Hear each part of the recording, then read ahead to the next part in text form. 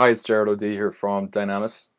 Today I want to share with you a point that I picked up when I was working very intensively with teams who look after older people and care with dementia. And it's called the fragmentation of experience. Have you ever been relaxing at home one evening and then went to the kitchen, opened the fridge door, and you're standing there with the fridge door handle in your hand and you're looking in the fridge and you suddenly think to yourself, why am I here? What am I doing here? Is there something I needed? I can't remember what it is right now or why I got here. It's a strange moment, isn't it? And almost everybody's had it at some point, that moment where you've done something quite automatically and without thinking, without even remembering it perhaps, and you've arrived at a moment where suddenly you're a full awareness that you're in a place in time trying to do something but have no idea what that thing is. And that's happened to most of us. But can you imagine if it happened to you 10 or 12 or 18 times a day? I think that would become really quite distressing, where you find yourself in a moment of real loss.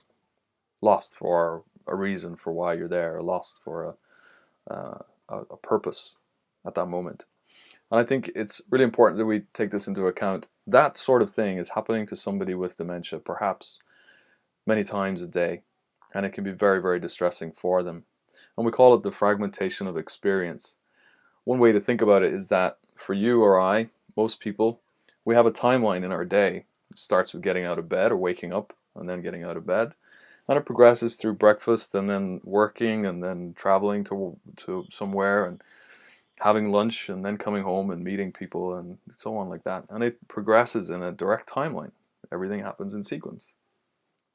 But if you imagine somebody with dementia, their timeline, which we experience as a really solid, robust, and dependable thing, can get smashed, broken into little pieces, and you can imagine it just lying on the floor in different fragments, not connected to one another, quite separate, and with lots of space in between, which is empty. That is perhaps one of the best descriptions that I've heard in my time of what it might be like to live with dementia. Lots of separate moments where, and another phrase we use is that when the lights came on, I was sitting on a bed and somebody who I didn't know or recognize was pulling on the clothing of the sleeve of my jumper, trying to take it off. And I don't know this person and I'm sat on a bed in a bedroom, and this can be really distressing. And so is it any wonder that that person might become defensive and start presenting with self-protective behaviors, which we describe, of course, as lashing out and assaulting people, staff? Is it any wonder? And if we seek to understand that perspective of these older people with dementia, then perhaps we can understand that we can manage situations better by explaining why we're doing certain things and perhaps initiating contact more carefully, definitely by managing proximity more carefully and taking our time and seeing things through their eyes. So that was a real learning point for me when I started working in dementia. It's called the fragmentation of experience, and I hope it was helpful to you today.